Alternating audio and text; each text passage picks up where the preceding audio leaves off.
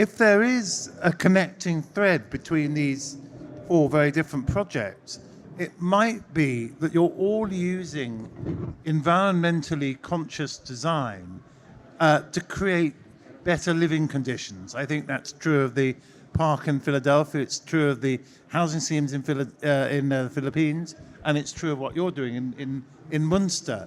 And I wonder, each of you know a lot about environmental design, design for sustainability. Could you say a little bit about how that might move forward into improving people's lifestyles, their health, their well-being as well? Okay, Richard, you start, and then we'll move this way. We'll start with the public park. This is a site, as I showed, that is concrete, impervious surfaces, difficult to get to the water, industrial past, piers. We are providing an amenity that's shared by the public. It's actually for anyone who knows how American public projects are funded, it's a highway project, basically fixing the problems of 1970s highway construction, where the city was cut off. So the transformation of the landscape as public space is enormous, and the building is but one part of that. I think another key aspect, though, is by getting the park operator, the Delaware River Waterfront Corporation, to agree to net zero carbon, to agree to mass timber. That was a big deal for a public park that is going to be maintained by the public agency. It serves as a model for other public buildings. Sure, because you mentioned that you're trying to meet all the criteria for public funding in the US. And I was going to ask, is sustainable design part of that? And what you're saying is no, but you're trying to make it such. It depends which agency is the owner. So right. DRWC, they look toward it, but they don't have a written standard. Yeah. And we help them develop a standard. And I've long thought, actually, that Philadelphia, for all its reputation, is actually one of the most livable large cities in the US. You know, you've got the 5 squares, and it's quite pleasant. Certainly, the parts I've been to are quite pleasant to walk around. And what this does is extend that to the waterfront, which is exactly, and hopefully sets a paradigm for future parks along the entire river. Sure. And Roxy, what do you think about using ecologically or environmentally conscious design to enhance lifestyle? Because it's very clear in your little house. Yeah. Actually, we started this project through our personal frustrations. Because as we saw in my presentation earlier, Philippines is one of the top 5 waste generators in Southeast Asia. And from these roots being frustrated, that's why we initiated this Waste-Wise House, technically using the upcycled waste materials. And unfortunately, the government is not fully embraced or engaged with this kind of method or construction methodology, wherein very few structures in the Philippines built with this kind of same materials and same methods. But again, I think it's lack of support by the government people, wherein they are the primary game changers in the field. And we are hoping and very optimistic, or maybe our hopeful wish is to collaborate between the government, the community people, the local people, to enhance and grow this idea that rooted from the frustrations. And maybe we can collab more in engineers, scientists, and so on and so forth. I think one of the interesting things you're doing is taking the waste and reprocessing it. Because there's obviously a very long tradition of people, very poor people, taking discarded products and using them to build huts, shanty towns in Africa and in Asia. But you're moving a step beyond that. I mean, I guess that despite this being a very small house, you're talking about middle income people rather than the poorest, or could it also work for very poor people? Actually, our target market or target client for this project is basically on the low-income families, wherein this kind of areas are much dense and much, I can say, very populated when it comes to waste. That's why we instigated this kind of project and help and even talk to them one by one. That's how we do it, and we want to demonstrate and conduct a series of workshops or even courses to future forward to embrace this kind of project. Yeah, yeah. Thank you. Enzo, what do you think about using environmentally conscious design for improving people's well-being? Especially for Balayani, we feel that environmentally conscious design is something that is not supposed to be removed from, of course, design approach. It's really important because it is intrinsically related to how we feel and how, of course, climate comfort.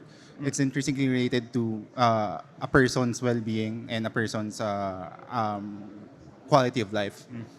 Yeah, good.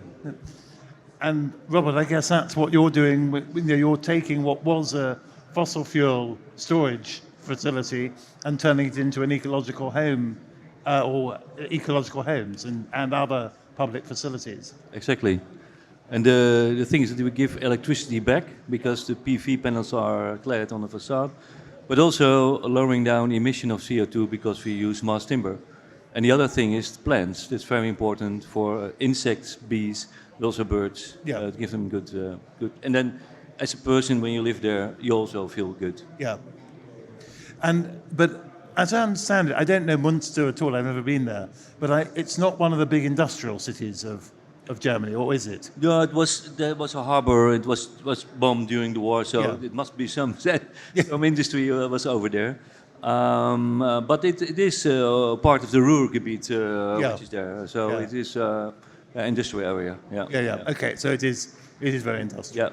Yeah. But I think one of the things about it, what I hadn't realised, were the houses already around the gas holder. Yeah, there were small, tiny, I say the small garden houses Yeah. for people to have vegetables over there. Yeah. And but the area is very.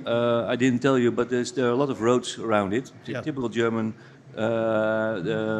autobahn over there. So it's very noisy. And so we had to make a kind of interior which is very cozy, but also not noisy. And of course, the form helps you with that because it's inward looking. The way you've reconfigured the space is that it looks inward. Yeah.